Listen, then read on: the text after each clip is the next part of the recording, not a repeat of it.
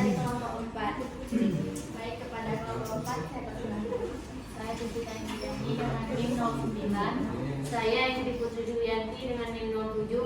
Saya Agnes Bandari dengan NIM 011. Saya Laraswati dengan NIM 010. Saya Miftah Rahma dengan NIM 011. Langsung saja kita mendengarkan dan melihat paparan materi dari kelompok 4. Akan dibacakan oleh Ibu.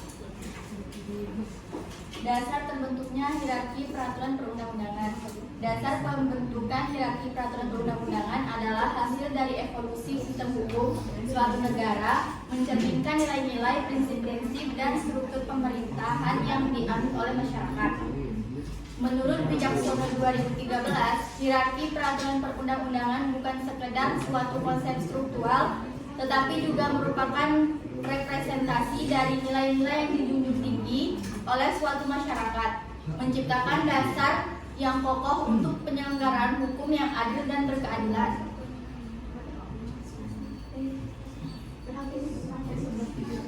Selanjutnya, pembentukan perundang-undangan. Menurut Forwardaminta dalam jurnal Dalimunte 2017, perundang-undangan diartikan dengan segala sesuatu yang bertalian dengan undang-undang, seluk-beluk undang-undang.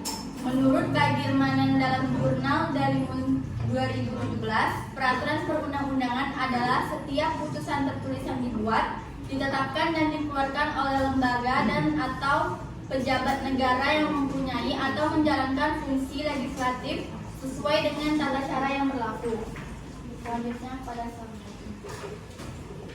jadi saya akan membacakan materi yang ketiga, yaitu hierarki peraturan perundang-undangan.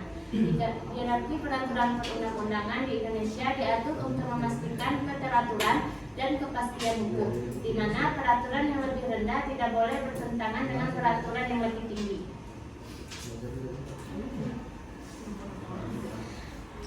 Berdasarkan TAP MPRS nomor SS MPRS 1966, tata urutan peraturan perundang-undangan adalah: yang pertama, Undang-Undang Dasar 1945, yang kedua, ketetapan MPRS atau MPR, yang ketiga yaitu undang-undang atau Perpu, yang keempat peraturan pemerintah, yang kelima keputusan presiden, dan yang terakhir peraturan pelaksanaan lainnya seperti peraturan menteri dan instruksi menteri.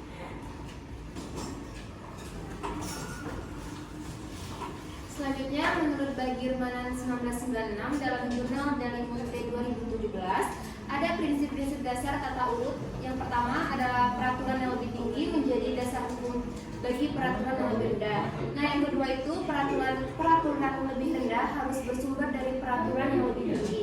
Nah, yang ketiga itu isi peraturan yang lebih rendah tidak boleh bertentangan dengan yang lebih tinggi. Yang keempat, ada peraturan hanya dapat diubah dan dicabut oleh peraturan yang setara atau yang lebih tinggi. Nah, yang kelima itu peraturan terbaru dan yang mengatur materi lebih khusus diutamakan. Selanjutnya itu ada fungsi dan hierarki peraturan perundang-undangan. Secara umum, menurut Bagirmanan dalam jurnal HSD 2017, fungsi peraturan perundang-undangan dibagi menjadi dua kelompok. Yang pertama itu ada fungsi internal, yaitu fungsi peraturan perundang-undangan sebagai subsistem hukum terhadap sistem kaidah hukum pada umumnya. Yang kedua itu ada fungsi eksternal, adalah keterikatan peraturan perundang-undangan dengan tempat berlakunya. Selanjutnya, fungsi dan hierarki perundang-undangan. Menurut Al-Hamid S. At-Tamimi dalam jurnal HSB 2017, peraturan perundang-undangan mempunyai fungsi sebagai berikut. Yang pertama, memberikan bentuk pada endapan-endapan nilai-nilai dan norma-norma yang berlaku dan hidup dalam masyarakat. Yang kedua, produk fungsi negara di bidang pengaturan. Dan yang ketiga, metode dan instrumen ampuh yang tersedia untuk mengatur dan mengarahkan kehidupan masyarakat menuju cita-cita yang diharapkan. Selanjutnya, jenis dan hierarki peraturan perundang-undangan. Yang dimaksudkan dengan jenis peraturan perundang-undangan adalah jenis-jenis peraturan perundang-undangan yang berlaku positif di Indonesia, yang dalam pasal 7 ayat 1 Undang-Undang Nomor 12 Tahun 2011 diatur bahwa jenis dan hierarki peraturan perundang atas. Yang pertama ada Undang-Undang Dasar Negara Republik Indonesia tahun 1945. Yang kedua, ketetapan Majelis Permusyawaratan Rakyat. Yang ketiga, undang-undang atau peraturan pemerintah pengganti undang-undang. Yang keempat, peraturan pemerintah. Yang kelima, peraturan presiden. Yang keenam, peraturan daerah provinsi. Dan yang terakhir, yang ketujuh, peraturan daerah kabupaten atau kota.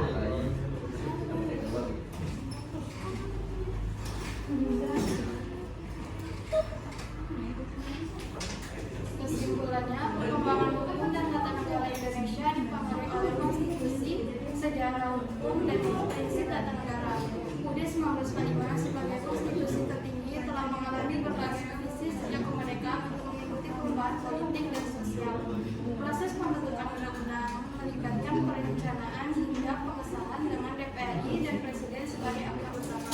Direktif peraturan perundang-undangan di Indonesia disusun untuk mengurangi konflik antara peraturan yang lebih rendah dan lebih tinggi dengan prinsip lex superior derogat inferior sebagai pedoman. Peraturan perundang-undang dengan berfungsi untuk menciptakan kepastian hukum, mendorong perubahan sosial, serta mengatur kehidupan nasional dan negara. Baik, itulah pemaparan dari kelompok 4. Selanjutnya saya akan mengikuti tanya jawab dengan 3 pertanyaan oleh kelompok 1. Dari kelompok 1 saya persilakan. Baiklah, kepada Hasna saya persilakan. Saya Hasna dengan bintang 1.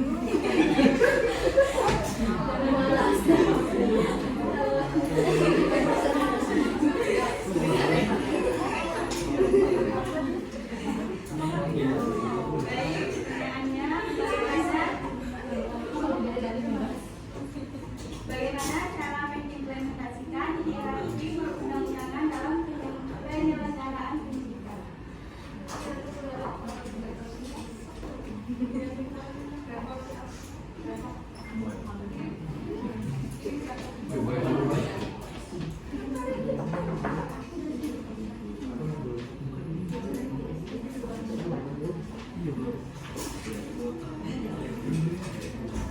Baiklah, ada yang ingin bertanya lagi? Pada bulan kami bersepakat. Baiklah, saya dari kelompok 14. Pertanyaannya, bagaimana cara hierarki perundang-undangan pendidikan digunakan dalam menyelesaikan sengketa atau permasalahan di sektor pendidikan? Baik, terima kasih atas pertanyaannya. Adakah mungkin boleh menambah pertanyaan lagi?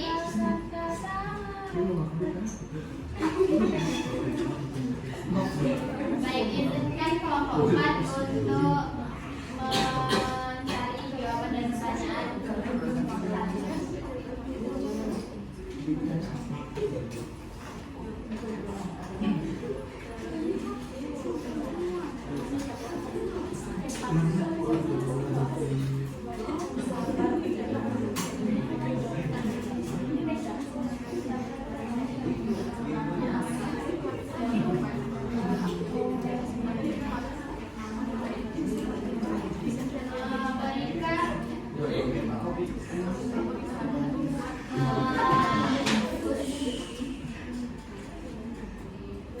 Kita akan menjawab pertanyaan dari Ulan. Baik, saya akan menjawab pertanyaan dari Ulan, yaitu bagaimana cara hierarki perundang-undangan pendidikan digunakan dalam menyelesaikan sengketa atau permasalahan di sektor pendidikan. Hierarki perundang-undangan pendidikan di Indonesia berfungsi sebagai pedoman dalam menyelesaikan sengketa atau permasalahan di sektor pendidikan dengan berbagai cara. Yang pertama, penyelesaian berdasarkan hierarki, yaitu di dalam sengketa, dokumen hukum yang lebih tinggi dalam hierarki akan menjadikan acuan utama. Misalnya, undang-undang di atas peraturan pemerintah dan peraturan menteri. Yang kedua, kepastian hukum. Hierarki ini memberikan kepastian hukum bagi semua pihak yang terlibat, seperti lembaga pendidikan, guru dan siswa. Ketika terjadi perselisihan, mereka dapat merujuk pada peraturan yang lebih tinggi. Selanjutnya, penafsiran dan penerapan. Dalam proses penyelesaian, hakim atau mediator akan menafsirkan peraturan berdasarkan hierarki tersebut, memastikan bahwa keputusan yang diambil sesuai dengan norma yang lebih tinggi. Selanjutnya, penyelesaian melalui lembaga resmi. Sengketa di sektor pendidikan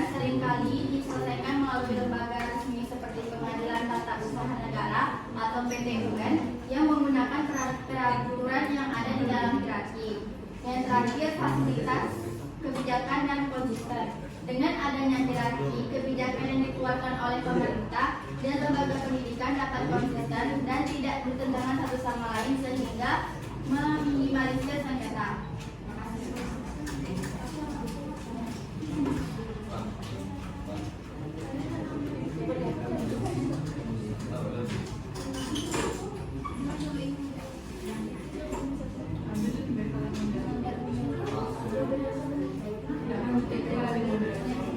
Baik, kepada Ulan, adakah yang ingin disampaikan ditambah?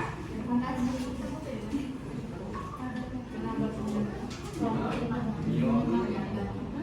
Baik, kepada kelompok 5 dan 6, apakah ada yang ingin menambah dan menyanggah? Baik, selanjutnya Laras akan menjawab pertanyaan dari Hasna. Ini saya akan menjawab pertanyaan dari Hasna. Bagaimana cara mengimplementasikan hierarki perundang-undangan dalam penyelenggaraan pendidikan? Untuk mengimplementasikan hierarki perundang-undangan dalam penyelenggaraan pendidikan, pertama-tama kita penting untuk memahami dan mengacu pada undang-undang dasar dan peraturan daerah yang relevan. Selanjutnya, semua kebijakan pendidikan harus selaras dengan regulasi ini dan memastikan bahwa keputusan dan praktik di tingkat sekolah atau institusi pendidikan mematuhi ketentuan yang lebih tinggi. Lalu, pelatihan bagi tenaga pendidik dan administrasi juga diperlukan untuk mengedukasi mereka tentang peraturan yang berlaku, sehingga mereka dapat menerapkan prinsip-prinsip hukum dalam kegiatan sehari-hari.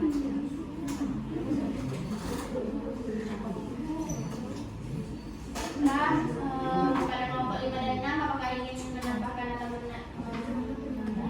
kepada Nurila?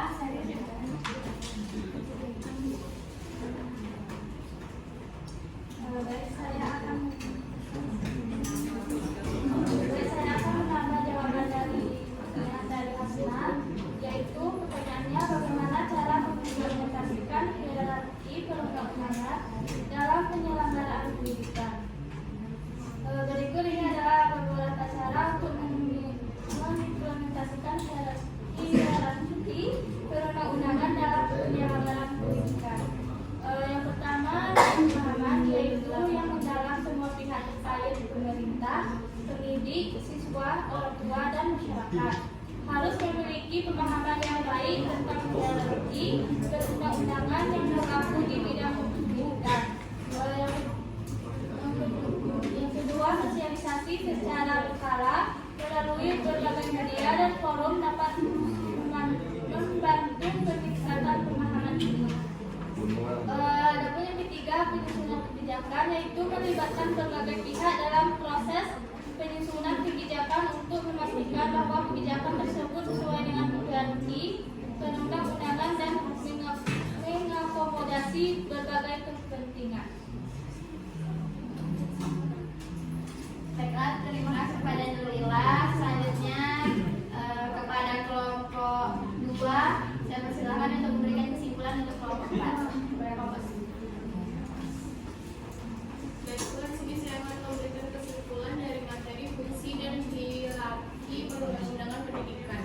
Hierarki perundang-undangan dimulai dari Undang-Undang Dasar 1945 sebagai dasar tertinggi, diikuti oleh ketetapan MPR atau MPR, Undang-Undang, peraturan pemerintah, dan peraturan pelaksanaan lainnya. Tujuan dari hierarki ini adalah untuk memastikan bahwa peraturan yang lebih rendah tidak bertentangan dengan yang lebih tinggi. Fungsi peraturan perundang-undangan dibagi menjadi dua, yaitu fungsi internal, yaitu yang mencakup penciptaan dan penafsiran hukum, serta fungsi eksternal yang berfokus pada perubahan sosial dan stabilitas. Proses pembentukan undang-undang melibatkan beberapa tahapan, termasuk perencanaan, penyusunan, dan pengesahan, di mana DPR dan Presiden memiliki peran penting. Dengan adanya struktur dan fungsi ini diharapkan pendidikan di Indonesia dapat berjalan secara efektif dan adil sesuai dengan nilai-nilai masyarakat. Sekian, terima kasih.